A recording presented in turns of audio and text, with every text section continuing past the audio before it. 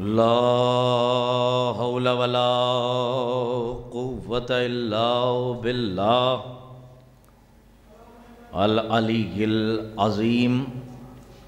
اعوذ باللہ السمیع العلیم من الشیطان اللعین الرجیم۔ بسم اللہ الرحمن الرحیم۔ الحمد للہ الواحد الاحد الفرد الصمد الذی لم یلد ولم یولد ولم یکن لہ کفوا احد۔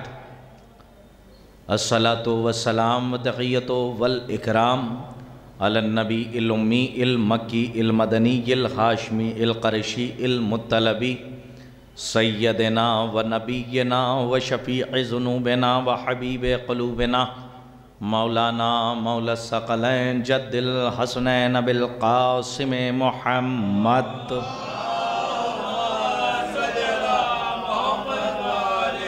وعلى أهل بيته الطيبين الطاهرين المعصومين المظلومين المنتجبين المنتخبين ولعنة الله على أعدائهم ومنكري فضائلهم ومنكري مصائبهم ومنكري جلالتهم ومنكري شجاعتهم ومنكري سخاوتهم ومنكري زيارتهم ومنكري طهارتهم ومنكري سيادتهم ومنكري ولايتهم وغاصبي حقوقهم ومنکری عطشہم اجمعین من یومنا ھذا الی قیام یوم الدین۔ اما بعد فقد قال اللہ الحکیم فی کتابہ الکریم۔ بسم اللہ الرحمن الرحیم۔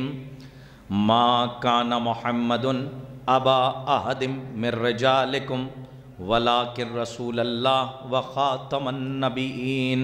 صدق اللہ العلی العظیم۔ صلوات بر محمد۔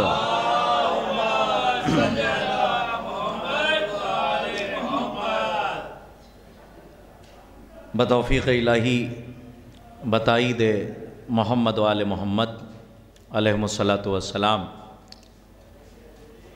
اللہ کا لاکھ لاکھ شکر ہے کہ اس نے پھر ہماری سانسوں کی ضمانت لے کر ہمیں ایک بار پھر کشتی نجات تک پہنچا دیا۔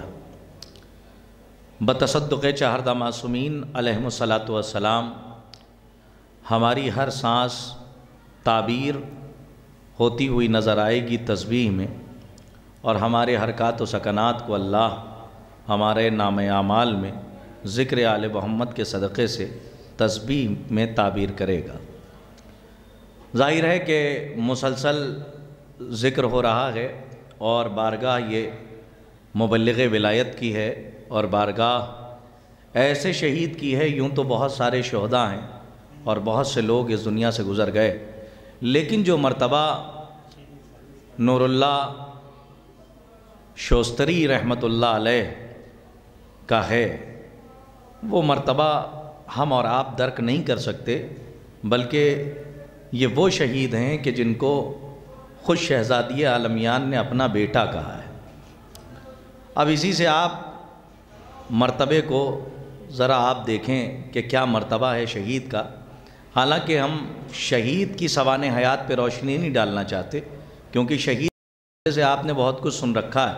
حالانکہ دل یہ چاہتا تھا کہ آج شہید کے ہی حوالے سے کچھ باتیں آپ کی خدمت میں عرض کی جائیں، لیکن اب چونکہ شہید دفاع آل محمد علیہ السلام میں شہید نے اپنی زندگی دے دی، اور جب تک اس دنیا میں رہے تب تک ولایت حلال مشکلات فلک جناب عزت مآب مولائے غدیر جناب امیر غالب علی کل غالب علی ابن ابی طالب علیہ السلام کی ولایت کے سلسلے سے گفتگو کرتے رہے اور شہید ہو گئے۔ اور یہ بات یاد رکھیے گا کہ نجات کا دار و مدار اور شہادت کا دار و مدار زندگی بتانے پہ نہیں ہے۔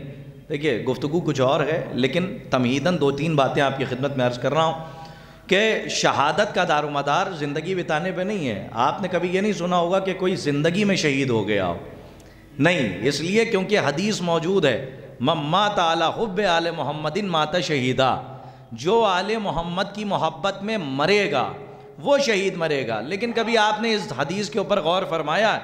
کیا فصیح کلام ہے، کیا بلیغ کلام ہے، کیونکہ موجد فصاحت کا ہے اور موجد بلاغت کا ہے۔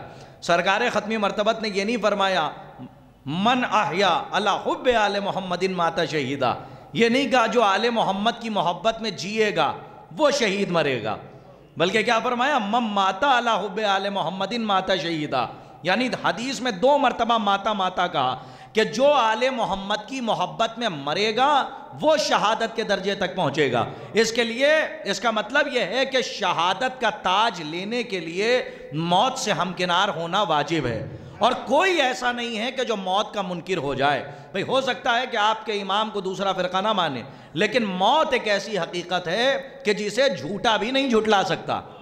موت سب کو آنی ہے کہ جسے اللہ نے زیرو بنایا ہے، جسے نفس دیا ہے، وہ موت کا مزہ چکھے گا۔ لیکن ایک بات کا خلاصہ کر رہا ہوں، شہید کی بارگاہ ہے اور اسے ہدیہ کر رہا ہوں ان کی بارگاہ میں، ملاحظہ فرمائیے گا شہید کسے کہتے ہیں اور شہادت کا درجہ ملتا کب ہے، اور اس حدیث سے سماعت کیجئے۔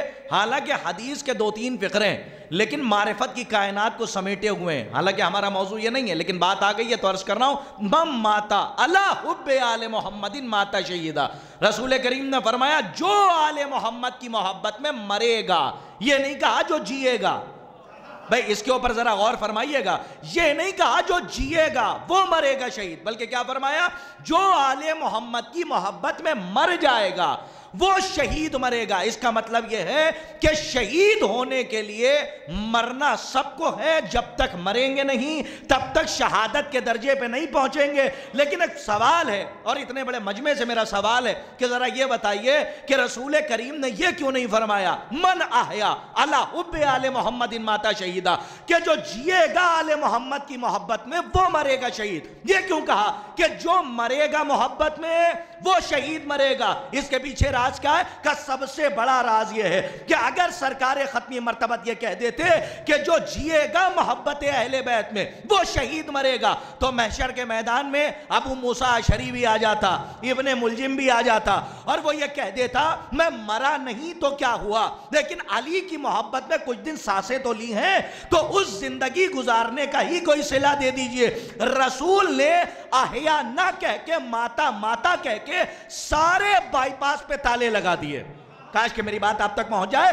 سارے راستوں کو بلاک کر دیا رسول نے صرف ایک جملے سے کہ جو محبت اہل بیت میں مر جائے گا وہ شہادت کے درجے پر پہنچے گا۔ اب میں نہیں جانتا کہ آپ اس نتیجے کو کیسے قبول کریں، لیکن رزلٹ بڑا عجیب و غریب ہے۔ حدیث ایک ہے لیکن قیامت تک کا فیصلہ کر کے جا رہی ہے۔ رسول نے فرمایا جو مرے گا محبت میں وہ شہید مرے گا، یہ نہیں کہا جو جیے گا محبت میں وہ شہید مرے گا۔ کہا کیوں؟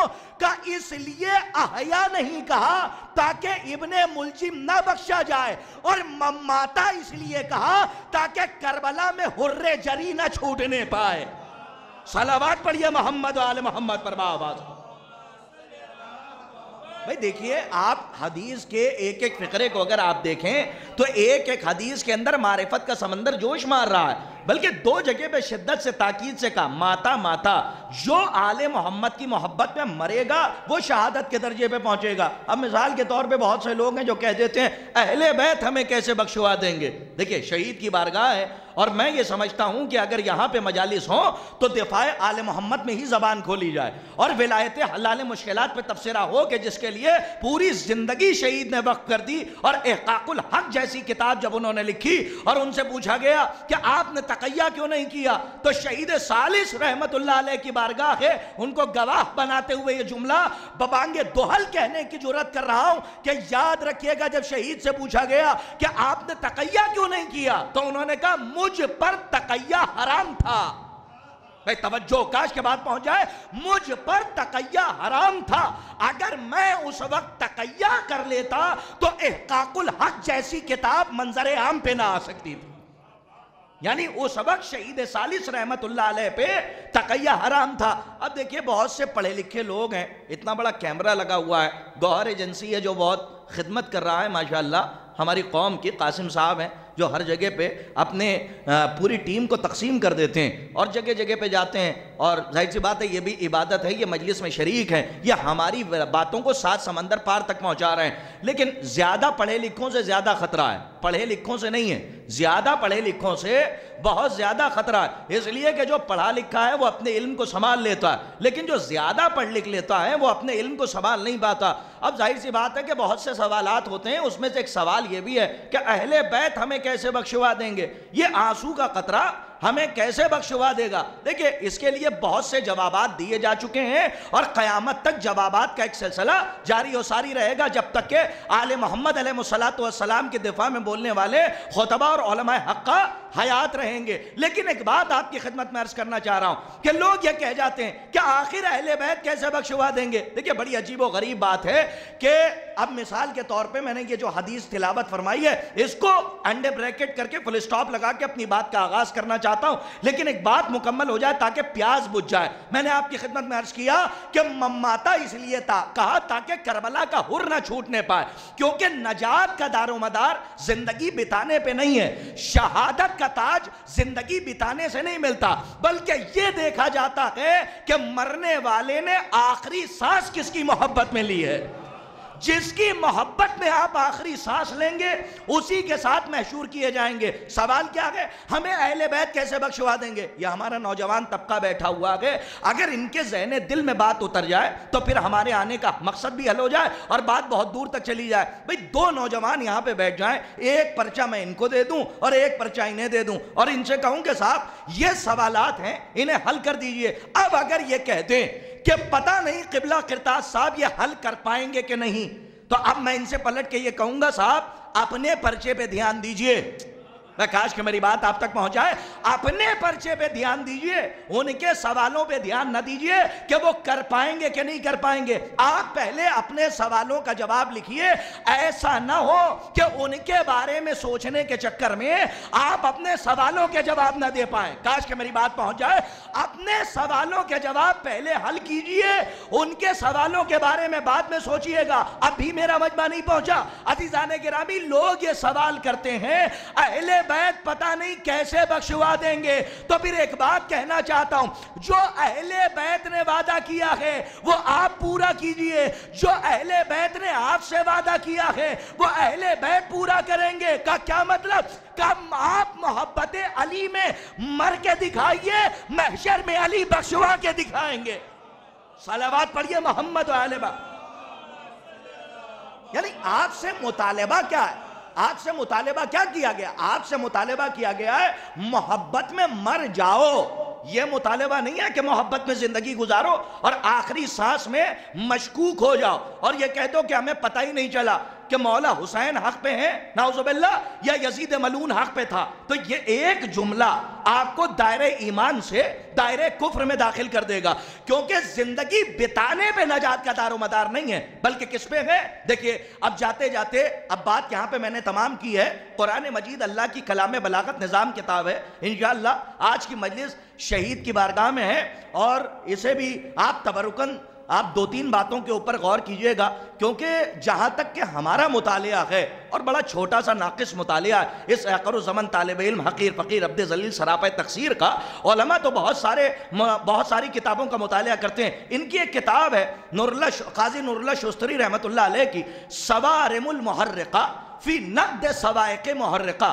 حالانکہ ہمارے یہاں لوگ یہ سمجھتے ہیں کہ جو ابن حجر مکی نے کتاب لکھی ہے صواعق محرقہ وہ اہل بیت کے فضائل میں لکھی ہے، لیکن شہید نے ابن حجر مکی کو بھی جواب دیا اور جواب صوارم المحرقہ سواد سے ہے، صوارم المحرقہ فی نقد صواعق محرقہ، صواعق محرقہ کا جواب دیا ہے اور بڑی معروف کتاب ہے۔ حالانکہ علماء جو مطالعہ کرنے کا شوق و ذوق رکھتے ہیں وہ بہتر جانتے ہیں کہ یہ کتاب کتنی ضخیم کتاب ہے۔ حالانکہ شہید کی 2-3 کتابیں زیادہ مشہور ہوئیں، جیسے مجالس المومنین زیادہ مشہور ہے، احقاق الحق بہت مشہور ہے، لیکن احقاق الحق سے ایک عبارت ایک روایت کا ایک فقرہ یاد آ گیا، وہ میں آپ کی خدمت میں عرض کر لے جاؤں کہ اور چونکہ آگے کا موضوع بھی یہی ہے اسی لیے میں یہاں سے آپ کی فکروں کو جوڑنا چاہ رہا ہوں۔ احقاق الحق کی روایت ہے، یہ احقاق الحق میں ہی آپ کو مل جائے گی کہ تبلیغ ولایت کیسے شہید نے کی ہے۔ غدیر خم کے میدان میں جب بلال نے اذان ولایت کہی،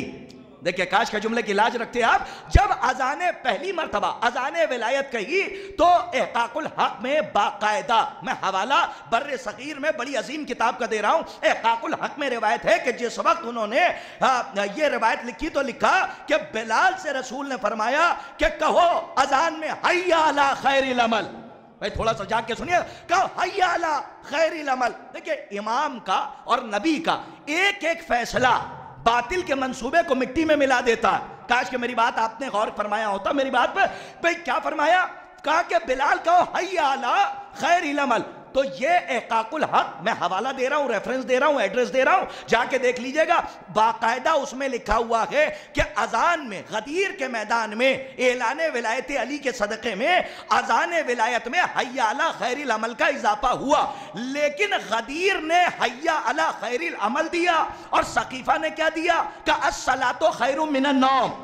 نہیں میری بات نہیں پہنچی. بھئی دفاع میں بات ہو رہی ہے تو امام کا ایک ایک عمل باطل کے منصوبے کو مٹی میں ملا دیتا ہے. کا دلیل کیا ہے؟ کا سنیے سب سے بڑی دلیل اور عقلی دلیل ہے کہ حی علی خیر العمل یہ غدیر کا اعلان ہے. الصلاۃ خیر من النوم کہ نماز سونے سے بہتر ہے، یہ سقیفہ کا اعلان ہے. لیکن امام کا ایک ایک عمل باطل کے منصوبے کو مٹی میں ملا دیتا ہے. یہ کہہ رہے تھے نماز سونے سے بہتر ہے، علی نے شب ہجرت سو کے بتا دیا کہ اگر وقت پڑ جائے تو سونا بھی بہتر ہے. صلوات پڑھیے عظمت اہل بیت پر بآواز بلند. یہ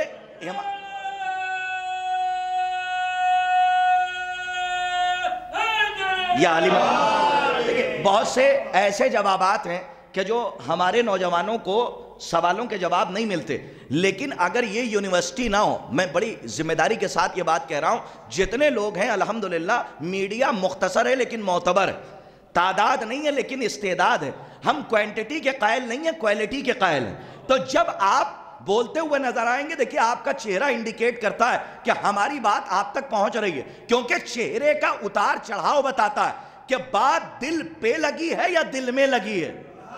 دیکھیں اگر لہجہ بدل جائے تو مانا اہل زبان تشریف فرما ہے، یہ جو چہرہ ہے یہ اندر کا اخبار ہوتا ہے، کوئی دل کے حالات سے واقف نہیں ہے. چہرے کا اتار چڑھاؤ بتاتا ہے کہ بات دل پہ لگی ہے یا بات دل میں لگی ہے. دیکھیں قرآن مجید کی آیت ہے، میں اپنے موضوع کا آغاز کر رہا ہوں، بغیر موضوع کے بات نہیں کرتا، ٹکڑوں پہ عادت بھی نہیں ہے کہ بات کی جائے. ایک موضوع ہے جو آپ کی فکر کی جھولی میں رکھنا چاہتا ہوں، اور آج شہید کی بارگاہ میں کچھ ایسی باتیں ہیں جو ہمارے یہاں سے ہو رہی ہیں اور بہت مشکوک کر رہی ہیں اور کنفیوز کر رہی ہیں ہمارے یوتھ کو، ہمارے نوجوانوں کو. اس کا جواب آج کی اس مجلس میں دینے کی کوشش کروں گا. ارشاد ہو رہا ہے قرآن مجید میں، بسم اللہ الرحمن الرحیم، ما کانا محمد ابا احد من رجالکم ولکن رسول اللہ و خاتم النبیین. عجیب لہجہ ہے، لہجہ بدل جائے تو معنی بدل جاتے ہیں. آئیے بیٹھیے، یہ لہجہ الگ ہے، بیٹھو یہ لہجہ الگ ہے، بیٹھ جاؤ. میں کاش کہ آپ پہنچے اس لہجے تک، بیٹھ جاؤ یہ لہجہ الگ ہے. یعنی لہجہ بدل جائے تو معنی بدل جاتے ہیں. یاد رکھیے گا قرآن کے اشاروں کو وہ سمجھ ہی نہیں سکتا جو آیتوں کے لہجے کو نہ سمجھ سکے. میں کاش کہ میری بات آپ تک پہنچ جائے. قرآن کے اشاروں کو وہ کبھی نہیں سمجھ سکتا جو آیتوں کے لہجوں سے واقف نہ ہو. اللہ نے یہاں پہ تکلفانہ لہجہ استعمال نہیں کیا، گزارشانہ استعمال نہیں کیا، بلکہ رجس کے لہجے میں کہا. کیا فرمایا؟ ما کانا. دیکھیں بہت جلدی میں اپنی باتوں کو سمیٹوں گا اس لیے کہ اس کے بعد بلا فصل ایک مجلس اور ہے. ایک صلوات پڑھیے محمد و آل محمد پر بابا. ریحان صاحب آگے آ جائیے، ایک صلوات اور ارشاد فرمائیں آپ حضرات. آئیے قبلہ سلمان صاحب آگے آ جائیں، ایک صلوات پڑھیں محمد و آل محمد پر بآواز بلند. اچھا کم از کم جتنے ہیں اتنی آواز سے ایک سوال صلوات بآواز بلند ارشاد فرمائیں. دیکھیے الحمدللہ کہاں سے لوگ تشریف لائیں ماشاءاللہ، اور دور دراز سے سفر طے کر کے یہاں پہ آئیں.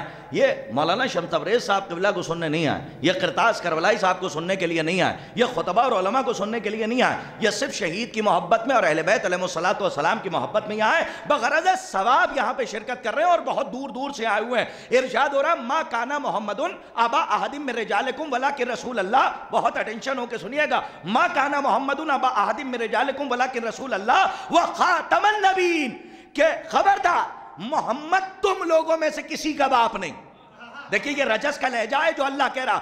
اللہ کہہ رہا ہے خبردار محمد تم لوگوں میں سے کسی کا باپ نہیں, وَلَكِنْ رسول اللہ وَخَاتَمَ النَّبِيِّينَ, لیکن اللہ کا رسول ہے اور نبوت اسی پہ ختم ہے.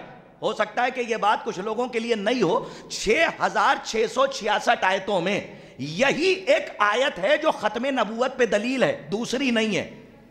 پورے قرآن میں میں نے پورے قرآن کا چیلنج کیا ہے کہ 6666 آیتوں میں یہ واحد آیت ہے جو ختم نبوت پہ دلیل ہے, دوسری کوئی آیت نہیں ہے کہ محمد کے بعد اب کوئی نبی نہیں آئے گا. اسی لیے اللہ نے کیا فرمایا, لیکن یہ اللہ کا رسول ہے اور نبوت اسی پہ ختم ہے. لیکن ریحان صاحب یہ کوئی شاعری تو ہو نہیں رہی ہے اور کوئی شاعر کا کلام تو ہے نہیں, یہ تو اللہ کا کلام ہے. لیکن قرآن میں عجیب لہجے استعمال کیا اللہ نے. ایک جگہ پہ کہہ رہا ما کانا محمدن ابا احد من رجالکم, محمد تم لوگوں میں سے کسی کا باپ نہیں, اور مباہلے میں اسی محمد سے کہہ رہا ہے ان سے کہہ دیجئے یہ اپنے بیٹوں کو لائیں.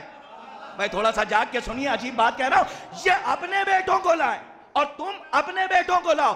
اس کا کیا مطلب ہے؟ کیا اختلاف ہو گیا آیتوں میں؟ کہا نہیں, ایک جگہ پہ قرآن اس سے تو عرفہ و بالا ہے, یہ کتاب عرفہ و اعلیٰ ہے کہ اس میں کوئی اختلاف ہو جائے. ایک جگہ پہ کہہ رہا محمد تم لوگوں میں سے کسی کا باپ نہیں, اور اسی قرآن میں کہہ رہا ان سے کہہ دیجئے یہ اپنے بیٹوں کو لائیں, آپ اپنے بیٹوں کو لائیں. بھئی یہ کیا بات ہوئی؟ ایک جگہ پہ کہا کسی کا باپ نہیں اور ایک جگہ پہ کہہ رہا ہے یہ اپنے بیٹوں کو لائیں, آپ اپنے بیٹوں کو لائیے. اہل سنت برادران کی تفاسیر بھری پڑی ہے کہ مباہلے کے میدان میں سرکار ختمی مرتبات بیٹوں کی جگہ پر کسی اور کو لے کے نہیں گئے بلکہ حسن و حسین کو لے کے گئے. تو اب مجھے کہنے کا حق ہے کہ قرآن ایک جگہ پہ یہ کہہ رہا محمد تم لوگوں میں سے کسی کا باپ نہیں, اور ایک جگہ پہ کہہ رہا تم اپنے بیٹوں کو لاؤ, ہم اپنے بیٹوں کو لائے. اور محمد کا بیٹوں کی جگہ پر حسنین کو لے جانا اس بات کی دلیل ہے کہ قرآن کی نظر میں محمد باپ تو ہیں لیکن اولاد فاطمہ کے. صلوات پڑھیے محمد و آل محمد پر بابا. ایک صلوات اس سے بہتر ارشاد فرما دیں آپ حضرات. دیکھیے بہت غور کرنے کی بات ہے, جو ماشاءاللہ ہمارے علماء کرام تشریف فرمائیں, بڑی باریک نظر ہے. ہمارے سلمان جعفری صاحب بیٹھے ہوئے ہیں, ریحان صاحب ہیں, شاعر اہل بیت ہیں, ہمارے اور بزرگان بیٹھے ہوئے ہیں, کشمیر تک سے لوگ یہاں پہ تشریف لائیں. اللہ آپ کی آمد کو قبول فرمائے, بارگاہ اہل بیت علیہ السلام میں شرف قبولیت عطا ہو. ہاں, آپ کی تمام نیک حاجات کو اللہ قبول فرمائے. لیکن ایک بات غور سے سنیے گا, اسی آیت کے اندر اللہ نے دو منصب کا ذکر کیا. ایک ہے منصب رسالت, کیا سننے والا مجمع ہے, ایک ہے منصب رسالت اور ایک ہے منصب نبوت. یاد رکھیے گا, میرے پاس وقت نہیں ہے کہ میں 2 گھنٹے میں نبوت اور رسالت کے خانوادے پہ بحث کروں. میں 3 جملوں میں تینوں منصب کے اوپر بات کرتا ہوں. ایک منصب نبوت ہے, ایک منصب رسالت ہے اور ایک منصب امامت ہے. یاد رکھیے گا تینوں منصب کا سلسلہ کیسے ہے, 3 جملوں میں سنیے شاید کہ بات واضح ہو جائے. جو منصب آدم سے چلا وہ ہے نبوت. دیکھیں بہت غور سے سنیے, جو منصب آدم سے چلا وہ ہے نبوت, اور جو منصب جناب نوح نبی اللہ سے چلا, کیونکہ یہ پہلے صاحب شریعت رسول ہیں, تو پہلا جو دوسرا منصب رسالت ہے وہ جناب نوح سے چلا, جو منصب نبوت ہے وہ جناب آدم سے چلا, اور جو منصب امامت ہے وہ جناب ابراہیم سے چلا. تھوڑا سا غور سے سنیے گا, ایک موضوع کو تشکیل دے کے ایک آسمان ہے جو آپ کی فکر کی جھولی میں رکھنا چاہتا ہوں. اس آیت کے اندر 2 منصب کا ذکر ہے, ایک نبوت اور ایک رسالت. چلیے آیت بتا رہی ہے کہ رسول بنانے کا حق اللہ کو ہے, تھوڑا سا بیدار ہو گئے, نبی بنانے کا حق اللہ کو ہے. لیکن اب ہمارے کچھ برادران ہیں جو یہ کہتے ہیں کہ نبی تو اللہ بناتا ہے, رسول اللہ بناتا ہے, لیکن امام جو چاہے وہ بنا لے, ووٹنگ کر کے, الیکشن کر کے, جس کا ووٹ زیادہ ہو اسے شورا کا امام چن لیا جائے. بھئی شورا کی میٹنگ میں جیسے سقیفہ کی میٹنگ تھی, آپ نے امام اور رہبر اور لیڈر سن لیا, لیکن یاد رکھیے گا مکتب فکر جعفریہ میں کسی کے بنانے نہ بنانے سے امام نہیں بنتا.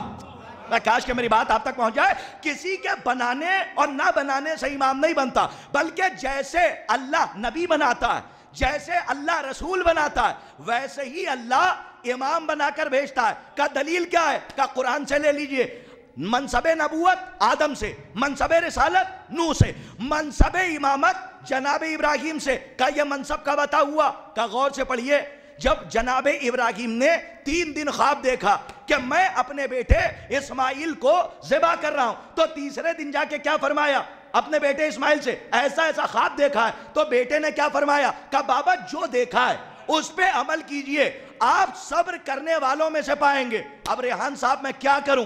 ادھر اسماعیل نے یعنی ابراہیم نے جب اپنے بیٹے سے کہا کہ کل ذبح ہونا ہے، تو ابراہیم کے بیٹے نے کہا، ابراہیم نبی اللہ کے بیٹے نے کہا جناب اسماعیل نے، آپ صبر کرنے والوں میں سے پائیں گے۔ لیکن جب کربلا سے آتے وقت امام حسین نے علی اکبر سے کہا کہ کل قتل ہونا ہے، تو کیا فرمایا تھا جناب علی اکبر نے؟ کہ آپ شاکرین میں سے پائیں گے۔ یعنی صبر کرنے والے اور ہیں اور شکر کرنے والے یہ اور ہیں۔ جناب ایک سوال کر سکتا ہوں اتنے بڑے مجمع سے، حالانکہ پڑھا لکھا مجمع بیٹھا ہے، کتابیں پڑھنے والے لوگ بیٹھے ہوئے ہیں، ایک بات بتائیے کہ کیا نبی اللہ جناب ابراہیم پہ فرشتے نہیں آتے تھے؟ کیا وحی نہیں نازل ہوتی تھی؟ بھئی کوئی ہے اس میں جو انکار کر جائے کہ فرشتے نہیں آتے تھے؟ اللہ کے خلیل ہیں، اللہ کے دوست ہیں، آپ مجھے بتائیے فرشتے آتے تھے؟ آپ سب کہیں گے آتے تھے۔ تو ایک سوال ہے اتنے بڑے مجمع سے کہ جب فرشتے آتے تھے تو خواب کیوں دکھلوایا؟ دیکھیں ماشاءاللہ اتنا بڑا مجمع ہے، تھوڑا سا غور سے سنیے گا، میں ایک ایک پوائنٹ پہ بات کرنے کا عادی ہوں، توجہ رکھیے گا۔ عزیزان گرامی، یہ فیکٹس ہیں تاریخ کے جس کے اوپر تبصرہ کرنا بہت ضروری ہے تاکہ نوجوانوں تک حقیقتیں پہنچیں اور عرفانی منزلوں سے یہ گزریں اور عارف ہوتے ہوئے نظر آئیں، تاکہ جب ہندا والے بولیں تو حمزہ والے خاموش نہ رہیں۔ ان کو جواب دینا واجب ہے کہ جیسا سوال ویسا جواب۔ جب ابراہیم نبی اللہ پر فرشتے آتے تھے، دیکھیں پڑھے لکھوں سے میرا خطاب ہے، اگر بھیڑ کی بھیڑ ہو تو پڑھنے میں لطف نہیں آتا، کم ہو لیکن بولنے والے اور سمجھنے والے ہوں تو بڑا لطف آتا کہ جب فرشتے آتے تھے، ناظم صاحب جب فرشتے آتے تھے تو ابراہیم کو خواب کیوں دکھلوایا؟ ارے کسی فرشتے کو بھیج دیتا اور کہہ دیتا ابراہیم بیٹے کو لے جاؤ مینا کے میدان میں، اللہ کا حکم ہے کہ اپنے بیٹے کو ذبح کرو، اپنے بیٹے کی گردن پہ چھری چلاؤ۔ صاحب نقطہ ایک ہے لیکن معرفت کے دروازوں کو کھول دے گا۔ اگر میری بات آپ کے دل پر لوہے دل پہ نقش ہو گئی، خواب کیوں دکھلوایا؟ کسی فرشتے کو کیوں نہیں بھیجا؟ عجب نہیں کہ آواز آئے قرطاس کربلائی، اگر کوئی فرشتہ آ جاتا اور کہہ دیتا تو یہ صریحی حکم ہوتا، ابراہیم کا امتحان نہ ہوتا۔ کاش کہ میری بات آپ تک پہنچ جائے۔ صلوات پڑھیے محمد و آل محمد پر بآواز۔ دیکھیں بہت غور سے سنیے گا، یہ صریحی حکم ہوتا، یہ ابراہیم کا امتحان نہ ہو۔ ان پوائنٹس کے اوپر غور کیجئے، امتحان نہ ہوتا۔ یہ خواب دکھلوایا اس لیے کیونکہ اللہ کو ابراہیم نبی اللہ کا امتحان لینا تھا۔ اچھا امتحان میں کامیاب ہو گئے یا فیل ہو گئے؟ اتنا بڑا مجمع ہے، کامیاب ہوئے۔ اچھا دلیل کیا ہے؟ قرآن کی آیتیں آپ ماشاءاللہ سنتے ہیں، کیا دلیل ہے کہ جناب ابراہیم کامیاب ہو گئے؟ کیا دلیل ہے؟ عزیزان گرامی جائیے پڑھیے گا، میں پوری ذمہ داری کے ساتھ شہید کی بارگاہ میں ببانگ دوحل یہ بات کہہ رہا ہوں، اور چیلنج ہے، مناظرے کا چیلنج ہے، اور اس سے بڑا کوئی چیلنج نہیں ہے، ورنہ چیلنج ممبر سے صرف علی کی زبان سے اچھا لگتا اور کسی کی زبان سے اچھا نہیں لگتا، لیکن ان سے صدقہ مانگ کر وہ چیلنج آپ کے حوالے کر رہا ہوں کہ بھروسہ انہی کا ہے اور یقین ان پہ پوری ذمہ داری کے ساتھ جا کے میں دیکھیے گا کہ جناب ابراہیم ناکام نہیں ہوئے۔ جب آنکھوں پہ پٹی باندھی، اس نیت سے چھری چلائی کہ اپنے بیٹے کی گردن پہ چلا رہے ہیں، اللہ نے اسماعیل کو ہٹا لیا۔ بہت غور سے، دمبا ذبح ہو گیا۔ قرآن کی کیا آیت ہے کہ ہم نے تمہاری فدیے کو، دیکھیں غور فرمائیے گا، ایک جملے کی داد چاہتا ہوں، کیا فرمایا؟ ہم نے تمہارے، سلمان صاحب، ہم نے تمہارے فدیے کو قبول فرمایا، لیکن بیچارہ مسلمان پھنس گیا۔ کاش کے بعد بیچارہ مسلمان پھنس گیا، وہ یہ سمجھ بیٹھا کہ یہی ذبح عظیم ہے۔ نہیں میری بات نہیں پہنچی، یہ ذبح عظیم، اسی کو ذبح عظیم سمجھ بیٹھا، حالانکہ اللہ نے ابراہیم کے فدیے کو قبول کیا اور اس قربانی کو ذبح عظیم سے ملتوی کر دیا۔ ایک جملے کی داد چاہتا تھا، میں نے اختتام نہیں کہا ہے بلکہ کیا کہا؟ ملتوی کر دیا۔ ملتوی اور اختتام میں کیا فرق ہے؟ کشمیر میں بھی محفلیں ہوتی ہیں، یہاں بھی ہوتی ہیں، یو پی میں بھی ہوتی ہیں۔ ایک لفظ ہے التوا، میں کاج کے پہنچا لے جاؤں، اور ایک لفظ ہے اختتام۔ اختتام جہاں پہ فل سٹاپ لگ جائے۔ التوا کا کیا مطلب ہے؟ جیسے رات میں ایک جشن ہوگا شہزادی کے حوالے سے، ہم کیا اعلان کرتے ہیں جشن کے بعد؟ ناظم صاحب کیا اعلان ہوتا ہے؟ یہی اعلان ہوتا ہے کہ یہ محفل اگلے سال تک کے لیے ملتوی کی جا رہی ہے. میں کاش کے جملہ پہنچے. ملتوی کا کیا مطلب؟ کہ اسی دن، اسی تاریخ میں، اسی جگہ پر یہی جشن پھر منعقد ہوگا. اب سمجھے آپ، اللہ نے اسماعیل کے، ابراہیم اور اسماعیل کی قربانی کو ذبح عظیم سے ملتوی کر دیا، کیونکہ ذبح عظیم نہ دمبا ہو سکتا ہے نہ اسماعیل. میں کاش کہ تھوڑا سا جاگیے گا، پورا چیلنج ہے جو کر کے جا رہا ہوں. ذبح عظیم نہ دمبا ہو سکتا ہے نہ اسماعیل. ذبح عظیم کیا ہے؟ ذبح عظیم ہے کربلا والوں کی قربانی. اب بھی مجمع نہیں پہنچا. ذبح عظیم ہے کربلا والوں کی قربانی. عزیزان گرامی، مسلمان پھنس گیا. وہ یہ سمجھ رہا تھا کہ اللہ نے اسماعیل کو بچایا ہے. اللہ نے اسماعیل کو نہیں بچایا، بلکہ صلب اسماعیل میں جو نور محمد ہے اس کی حفاظت اللہ نے کی. نور محمد کو بچایا. اب آئیے کربلا، ذبح عظیم ہے کربلا والوں کی قربانی. اس قربانی کو ذبح عظیم سے ریحان صاحب ملتوی کیا. ذبح عظیم کہلائی کربلا والوں کی قربانی. کا دلیل کا سنیے، یہاں پہ اسماعیل نہیں بچے، بلکہ اللہ نے صلب اسماعیل میں نور محمد کو بچایا. یہاں اللہ نے بچایا نور محمد، کربلا میں حسین نے بچائی محمد کی محنت. میں تھوڑا سا جاگ کے سنیے، ایک حدیث کی وضاحت کر رہا ہوں، توجہ سنیے گا، ایک حدیث کی وضاحت کر رہا ہوں. یہاں پہ اللہ نے بچایا نور محمد. کربلا میں بہت آہستہ سے پڑھوں گا، پڑھا لکھا مجمع ہے، قبول فرمائے گا. ایک حدیث کی وضاحت کر رہا ہوں، خلاصہ و شرح یہی ہے کہ یہاں پہ بچا نور محمد، اور کربلا میں حسین نے بچائی محمد کی محنت. ابھی نہیں پہنچے، اسی لیے تو رسول نے کہا تھا حسینو منی وانا من الحسین. صلوات پڑھیے محمد و آل محمد پر بآواز. اسی لیے حسین، رسول کریم نے فرمایا کہ حسین مجھ سے ہے اور میں حسین سے ہوں. دیکھیں ماشاءاللہ آپ متواتر مجلسیں سن رہے ہیں تو فطرت ہے انسان کی کہ اس کا ذہن تھک جاتا، لیکن جب ہمیں یہ یقین ہو کہ ہماری روح کو ساقی کوثر سے سیراب کر رہے ہیں تو پھر تھکان کا احساس نہیں ہوتا. اور الحمدللہ آپ نے تو یقین سے بہت آگے جا کے ان چیزوں کو قبول فرمایا کہ امام بنانے کا حق جیسے امت کے پاس نہیں ہے. نبی اللہ بناتا ہے، رسول اللہ بناتا ہے، کاش کہ یہاں سے دعا مل جائے، رسول اللہ بناتا ہے، نبی اللہ بناتا ہے، ویسے ہی امام اللہ بناتا ہے. اب کاش کہ ایک تحلیلی گفتگو ایسے برداشت کیجئے گا، ہر جگہ پہ یہ باتیں نہیں کرتا ہوں، لیکن شہید کی بارگاہ ہے، انہوں نے اتنی کتابیں لکھی ہیں اور تبلیغ ولایت کی ہے، تو اب میں واجب اپنی زندگی کا سمجھ کے ان باتوں کو آپ تک پہنچا رہا ہوں کہ ان مناظروں پر بات ہونی چاہیے تاکہ لوگوں کو جواب قرآن سے دیا جائے. جو منصب امامت شروع ہوا وہ ہوا جناب ابراہیم سے، لیکن آپ کو پتا ہے قرآن کا مزاج ہے کہ اپنے دامن میں ادھوری باتوں کو رکھتا ہی نہیں. میں کاش کہ پورا مجمع میرا ساتھ دے. ادھوری باتوں کو رکھتا ہی نہیں. کا کیا مطلب؟ کا دین مکمل نہیں تھا، نماز پہنچا دی، روزہ پہنچا دیا، حج پہنچا دیا، زکوٰۃ پہنچا دی، دین مکمل نہیں ہوا تھا، اللہ راضی نہیں ہوا تھا، نعمتیں ابھی تمام نہیں ہوئی تھیں، تو حج البلاغ کرایا. حج البلاغ، ارے ریحان صاحب تاریخ پڑھیے تو بڑا لطف آتا ہے. جو آخری حج رسول نے کیا یعنی غدیر سے پہلے، وہ کہلایا حج البلاغ، پہنچانے والا حج. بھائی کاش کے بعد پہنچ جائے. وہ کہلایا حج البلاغ، پہنچانے والا. بھائی جملہ آپ کے لیے، حج البلاغ، پہنچانے والا حج. اور جو آیت آئی وہ کہلائی آیہ بلغ. بھائی تھوڑا سا جا کے سنیے، ایک نتیجہ دے. جو غدیر سے پہلے رسول نے حج کیا وہ کہلایا حج البلاغ. میں کاش کے جملہ پہنچ جائے، آپ کی فکر نجف تک، تیر اپنے ہدف تک. میں پانی بہا رہا ہوں، نشیب خود تلاش کر لے گا. بہت دور تک بات کو پہنچا رہا ہوں، غور سے سنیے گا. جو غدیر سے پہلے رسول نے حج کیا وہ کہلایا حج البلاغ، پہنچانے والا حج. اور جو آیت آئی وہ کہلائی آیہ بلغ. یہ جو تبلیغ کا ڈھنڈورا پیٹنے والے ہیں، میں کاش کہ میری بات آپ تک پہنچے، جو ہر جگہ پہ تبلیغ کی اذان دیتے ہیں، میں ان سے بتانا چاہتا ہوں کہ تبلیغ غدیر کے نقطۂ پرکار کے آس پاس ہے. نہ غدیر سے ادھر تبلیغ ہے، نہ غدیر کے ادھر تبلیغ. صلوات پڑھیے محمد و آل محمد پر. ایک صلوات بلند آواز سے ارشاد فرما دیں آپ حضرات.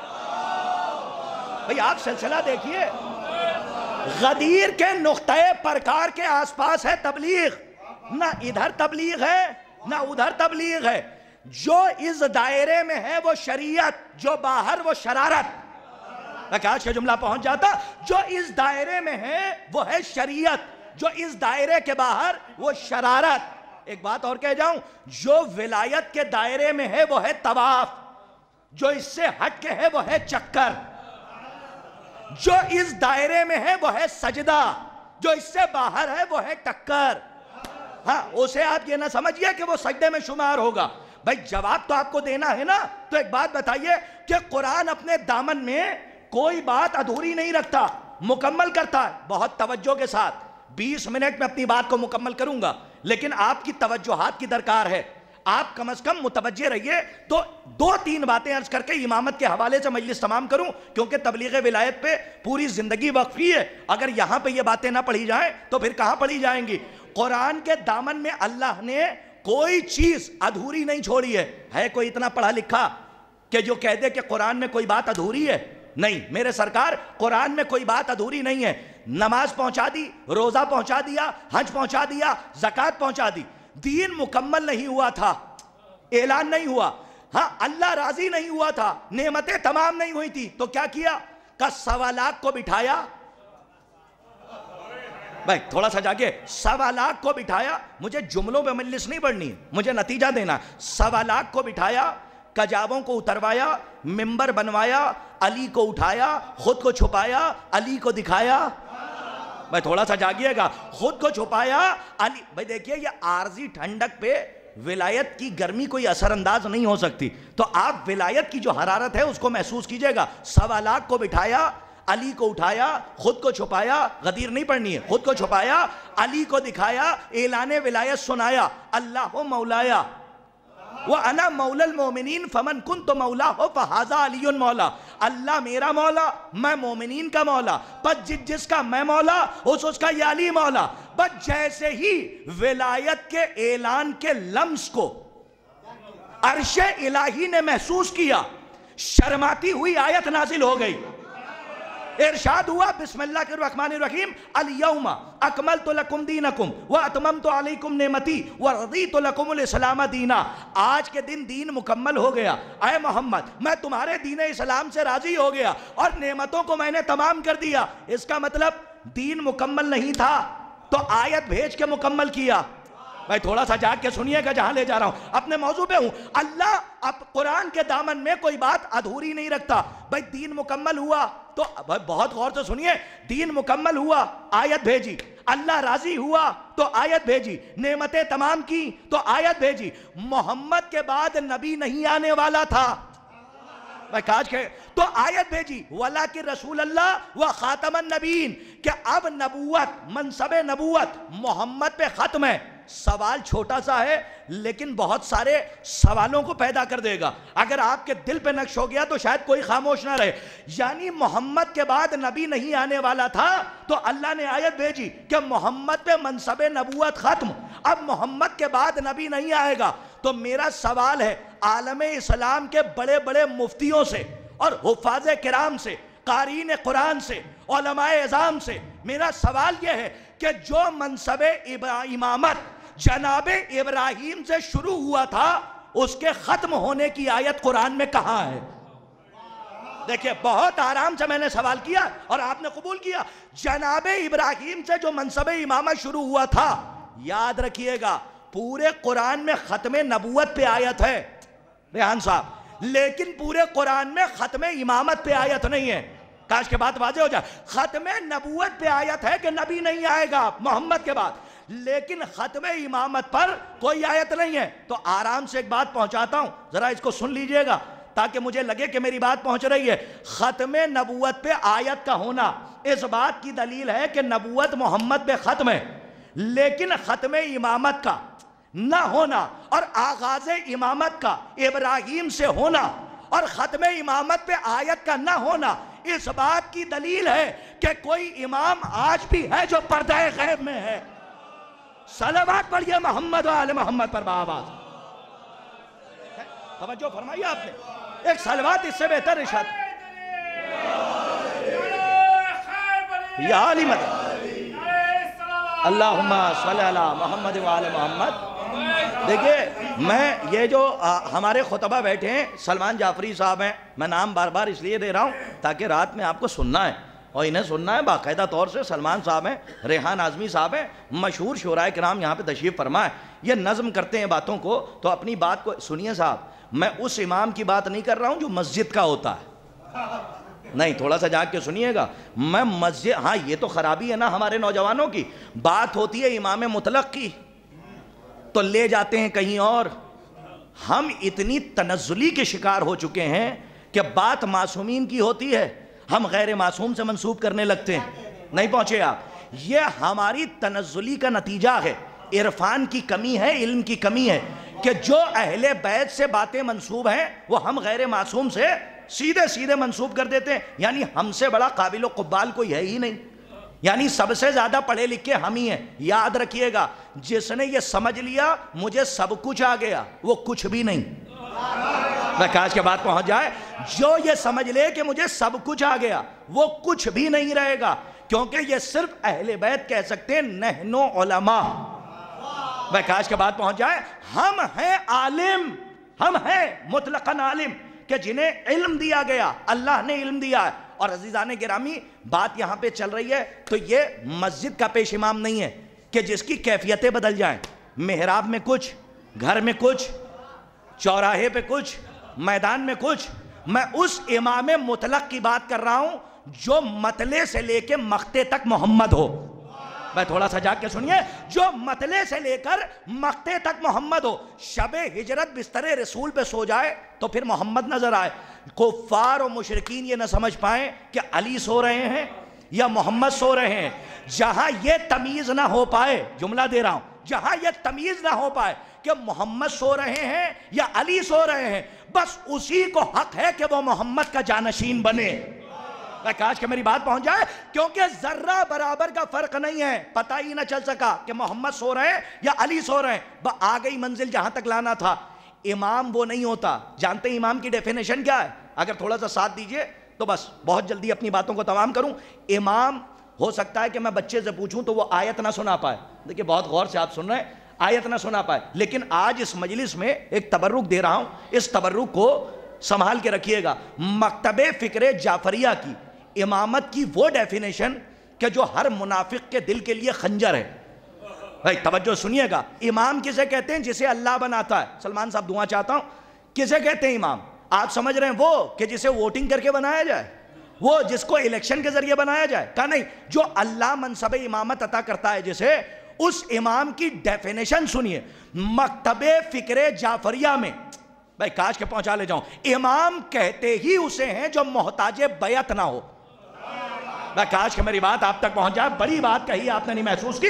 امام کہتے ہی اسے ہیں، بہت غور سے سنیے گا، امام کہتے ہی اسے ہیں کہ جو محتاج، ہمارے بزرگان بیٹھے، جو محتاج، صاحب جملہ چھوٹا ہے لیکن معرفت کی کائنات کو سمیٹے، کافی دروازوں کو اس نے کھول دیا صرف ایک جملے نے، کہ امام اسے کہتے ہیں جو محتاج بیعت نہ ہو، جب اس سے بیعت مانگی جائے تو یہ انکار کرے۔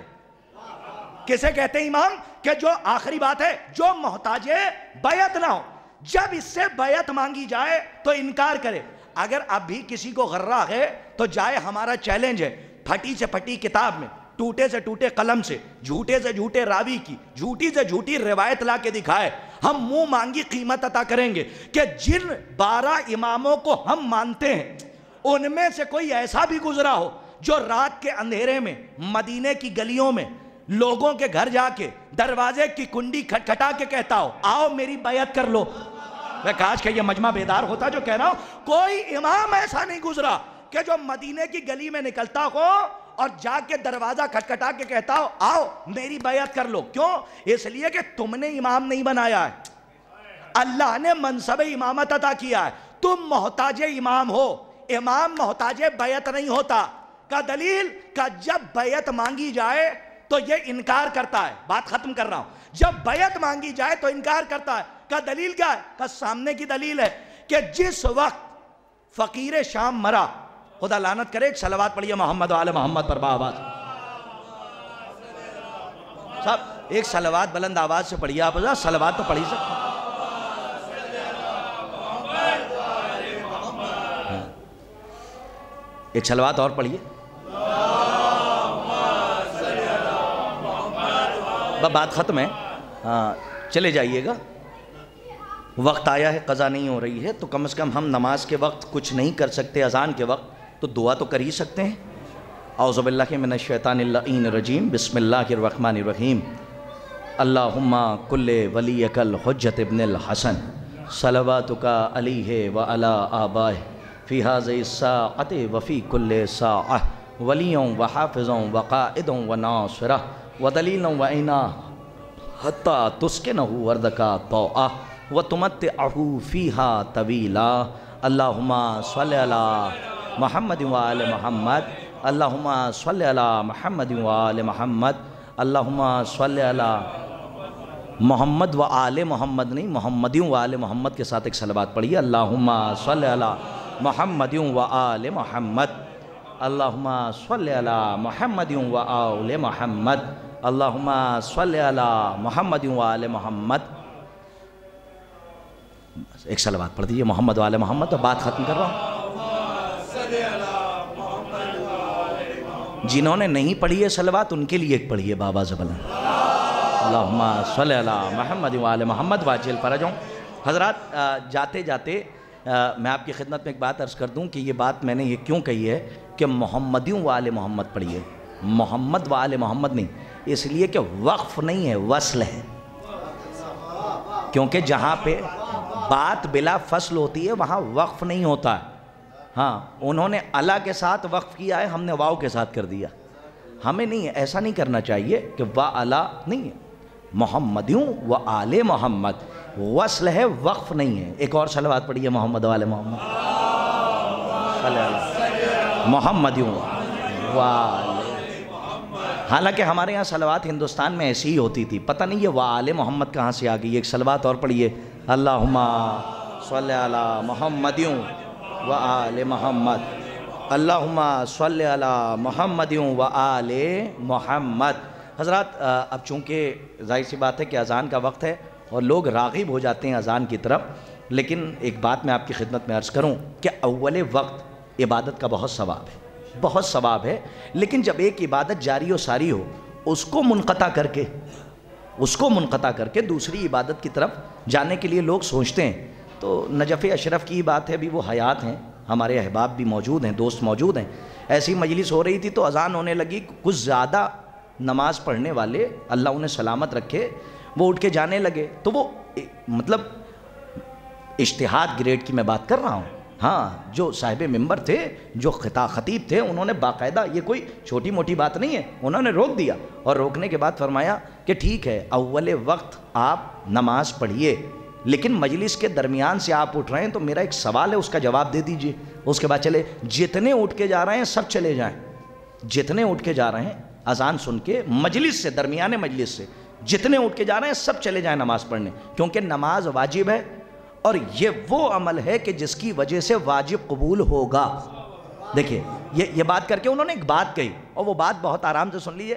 انہوں نے نماز کی عظمت کو بھی باقی رکھا, مجالس کی عظمت کو بھی باقی رکھا, اور ایک جملہ کہا کہ ایک سوال کا جواب دیجئے, جتنے جا رہے ہیں سب چلے جائیں, لیکن آج مجلس سے اٹھ کر اول وقت وہی جائے جس نے اب تک کی زندگی میں اول وقت کے لیے سارے کاموں کو چھوڑ دیا. اور اس کے بعد انہوں نے ایک بات کہی کہ اگر آپ نے اپنی زندگی میں ایسا نہیں کیا ہے تو پھر یاد رکھیے گا دنیا کے ہر عمل سے ذکر حسین افضل ہے. ایک صلوات اور پڑھیے محمد وآل محمد پر بات. یہ اختلاف نہ ہو اس لیے کیونکہ ہمارے ہاں بہت اختلافات چل رہے ہیں تھوڑی سی بات پہ, اور اذانیں تو میرے خیال سے متواتر ہوتی رہیں گی. ایک صلوات اور پڑھیے محمد وآل محمد پر باب. یہ خطیب کے لیے بہت بڑا امتحان ہوتا ہے. ایک صلوات اور پڑھیے محمد وآل محمد. اللہم صلی علی محمد وآل محمد. غالباً ہو گئی اذان. ایک صلوات بلند آواز سے اذان کے بعد والی پڑھیے. اللہم صلی علی. ہاں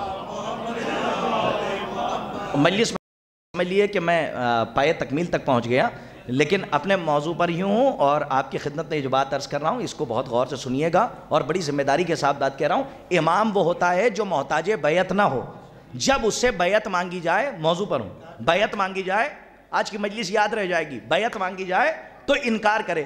جب فقیر شام مرا، جسے جناب زینب نے فقیر کر دیا ہو، ہمیں کوشش کرنی چاہیے کہ اسے امیر نہ کہیں۔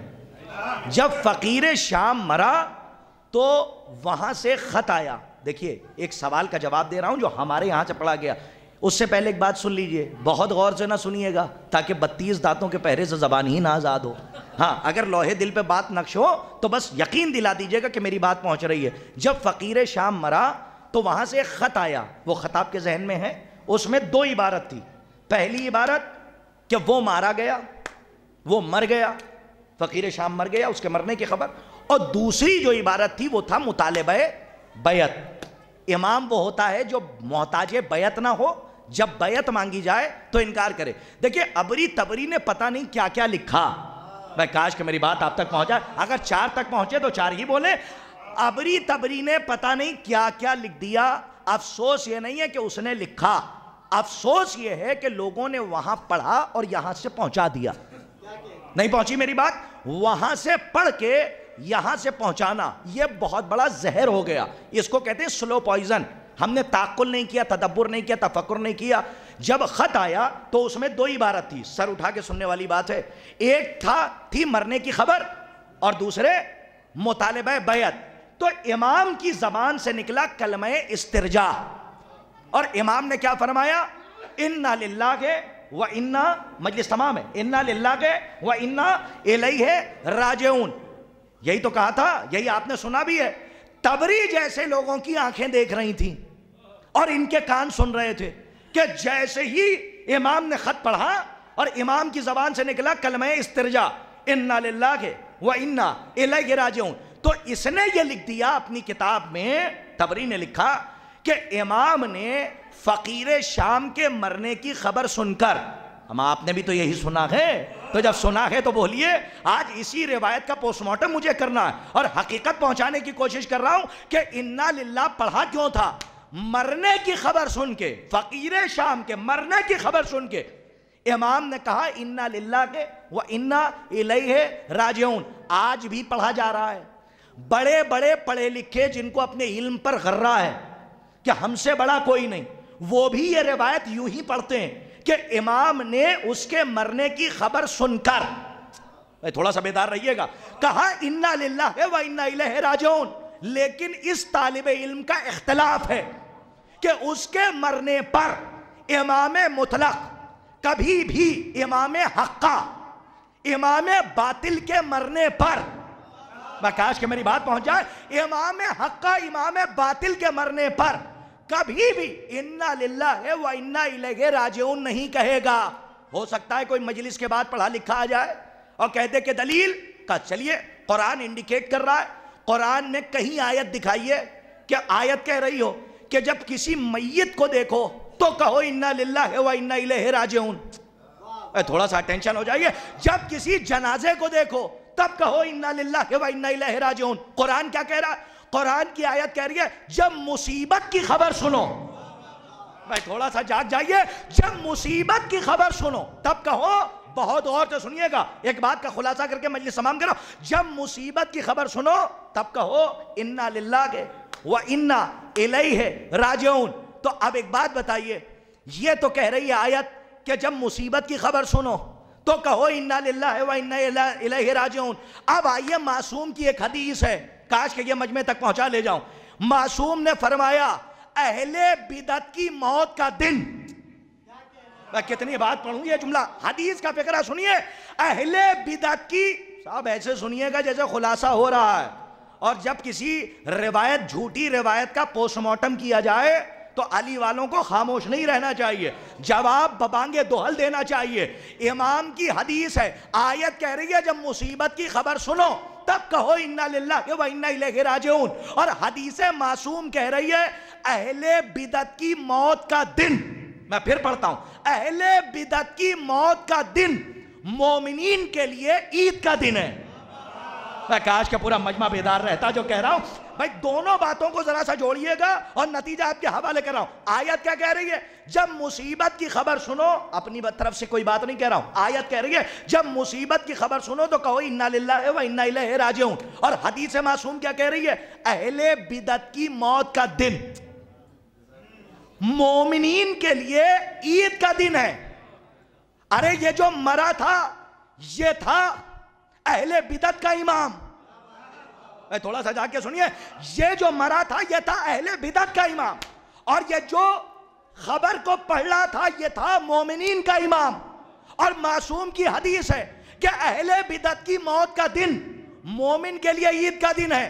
تو جب مومن کے لیے اہل بدعت کی موت کا دن عید کا دن ہے، تو جب اہل بدعت کا امام بنے گا تو مومنین کے امام کے لیے وہ خبر مصیبت کی خبر کیسے بنے گی؟ بہت غور سے، مجھے کوئی داد نہیں چاہیے لیکن رزلٹ دے رہا ہوں. مصیبت کی خبر بنی نہیں سکتی تو پھر پڑھا کیوں تھا انا للہ و انا الیہ راجعون؟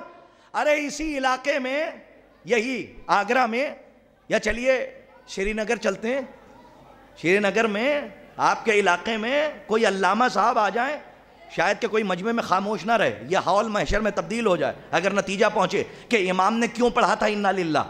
امام کے لیے وہ مصیبت کی خبر ہو ہی نہیں سکتی، کیونکہ جب اہل بدعت کی موت کا دن مومن کے لیے عید کا دن ہے. ایک بات کہہ جاؤں، ابھی 22 رجب آ رہی ہے اور ابھی ہے 22 جمادی الاخر. ابھی آپ دیکھیے، ہاں 22 رجب بھی آ رہی ہے اور اس کے بعد ابھی دسترخوان بھی ہے 15 جنوری کو. ہمارے ہاں کچھ زیادہ پڑھے لکھے لوگ اس کی دلیلیں مانگتے ہیں کہ ذرا دسترخوان کی دلیل دیجئے، کونڈے کی دلیل دیجئے.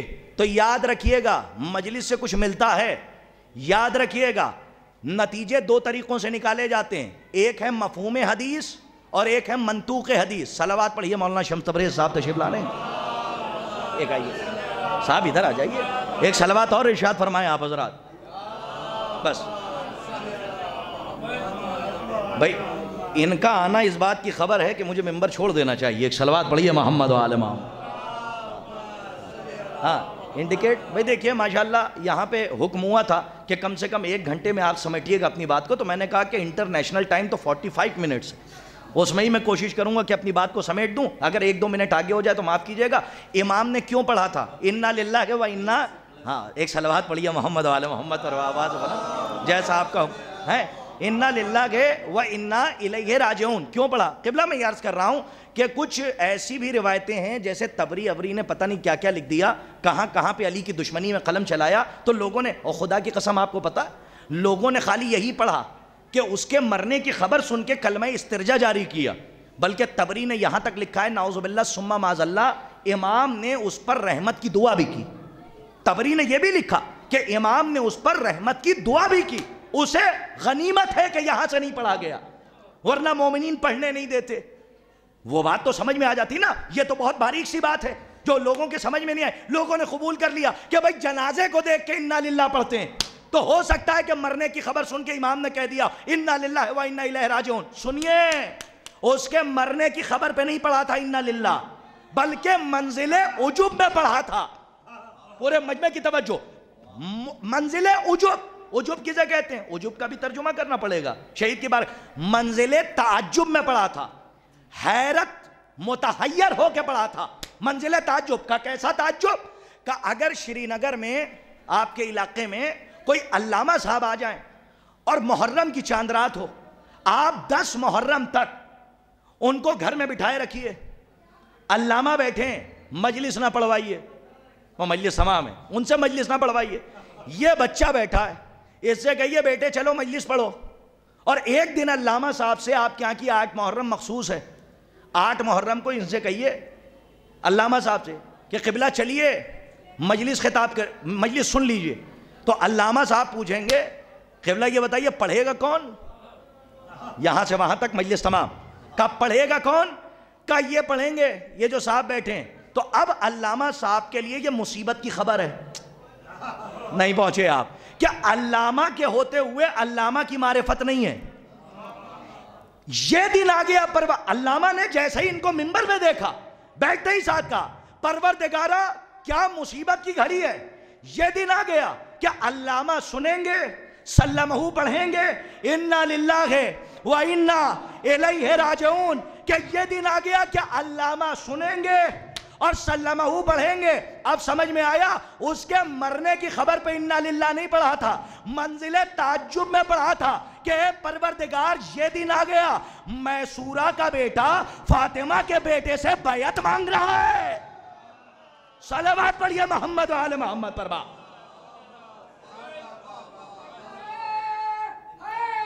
یا علی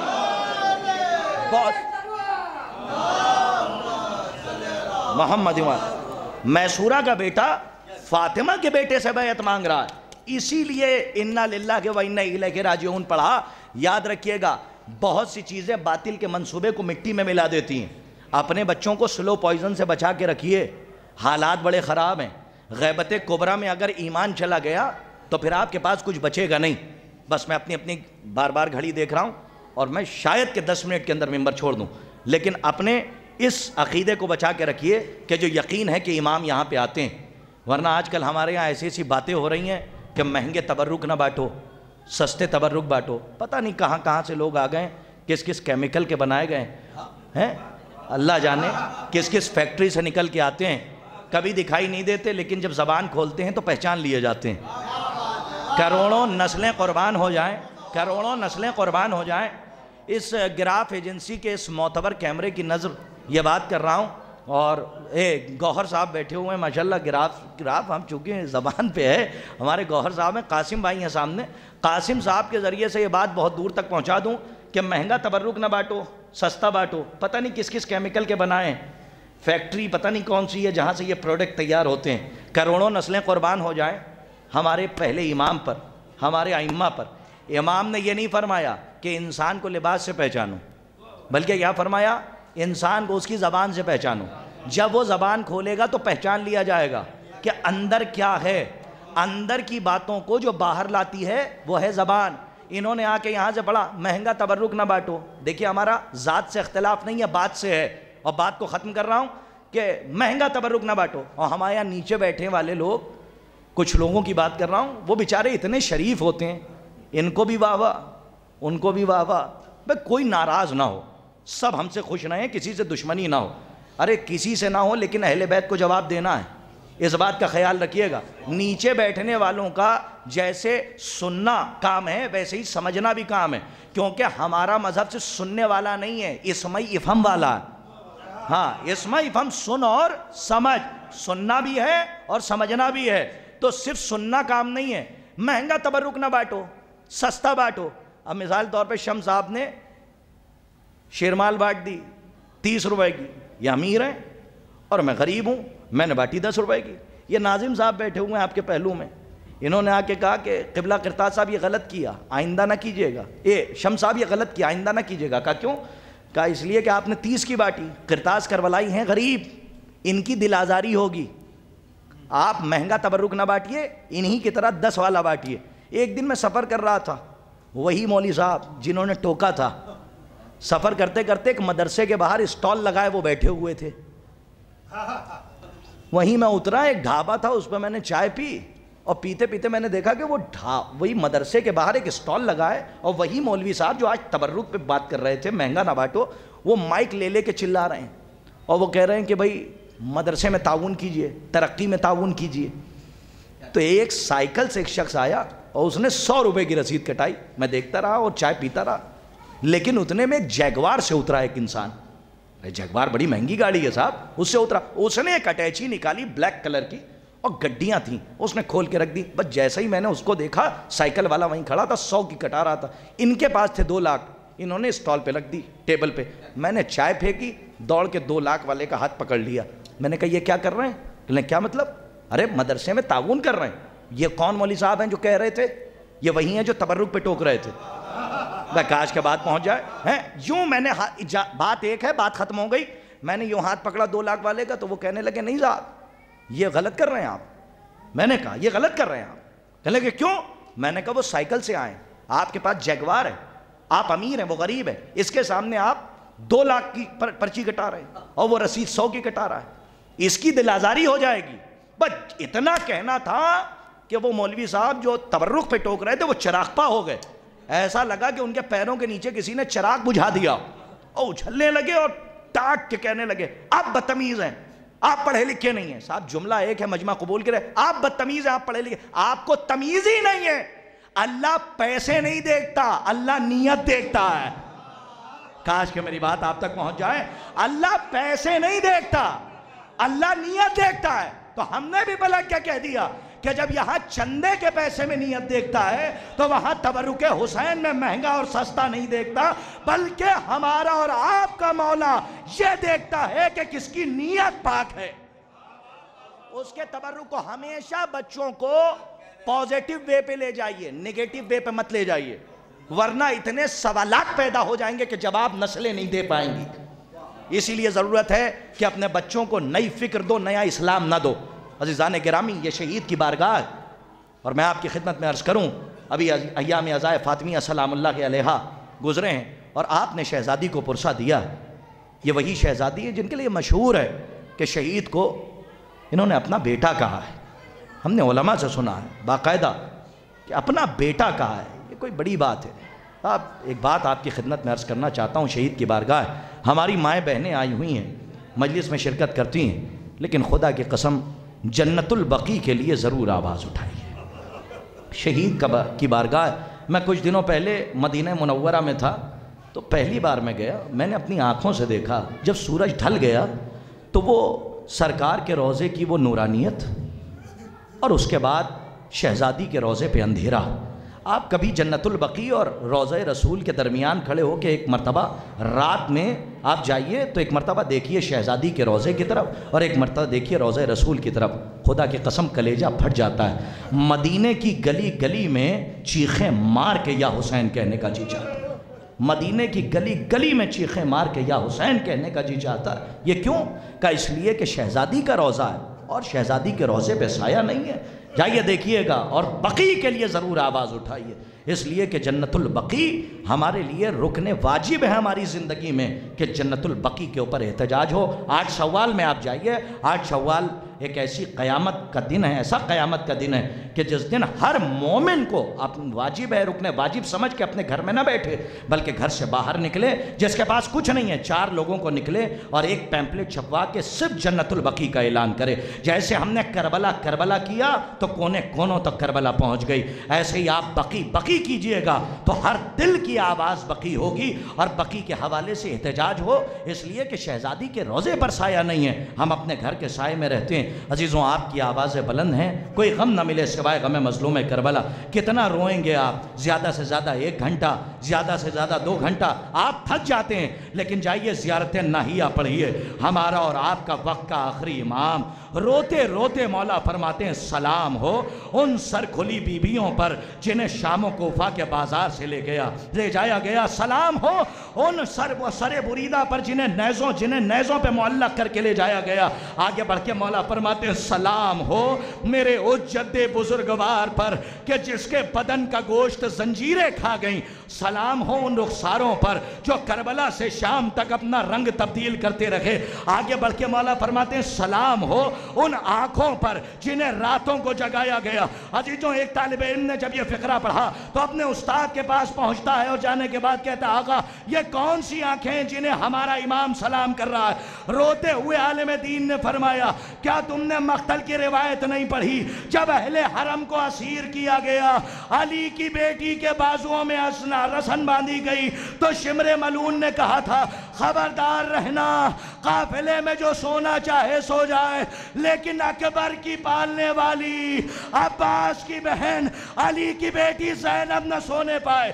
یہی وجہ تھی کہ جب زینب کوفے گئیں کوئی شکایت نہ کی, جب زینب شام آئیں کوئی شکایت نہ کی, لیکن جب یہ علی کی دکھیاری بیٹی نانا کے روضے پہ پہنچی زیادہ شکایت نہیں کی, لیکن جب اماں کی قبر کو دیکھا تو غریب بیٹی نے غریب اماں کی قبر پہ گرا دیا اور گرا کے کہا اماں تیری زینب لٹ کر آ گئی, اماں تیرا حسین مارا گیا, اماں تیرا اکبر مارا گیا, اماں تیرے اون و محمد مارا مارے گئے۔ اماں خاک میں زینب مدینے خاک لے کر آئی ہے۔ اماں تیرے لال کے قاتلوں نے زینب کو اتنا جگایا 44 راتوں کی جاگی ہوئی زینب تیری قبر پہ آئی ہے۔ اماں ارے زینب کی آنکھوں کی بینائی کم ہو گئی، اب زینب کو سید سجاد نظر نہیں آتا۔ سَيَعْلَمُ الَّذِينَ ظَلَمُوا أَيَّ مُنْقَلَبٍ يَنْقَلِبُونَ إِنَّ لِلَّهِ وَإِنَّا إِلَيْهِ راجعون رضاً بِقَضَائِهِ وَتَسْلِيمًا لِأَمْرِهِ۔ بلا فصل دوسری مجلس ہے جسے خطاب فرمائیں گے حجت الاسلام والمسلمین علی جناب مولانا برادرم شمس تبریز صاحب قبلہ۔ آپ سب یہیں تشریف رکھیں، صلوات پڑھیں محمد والے محمد۔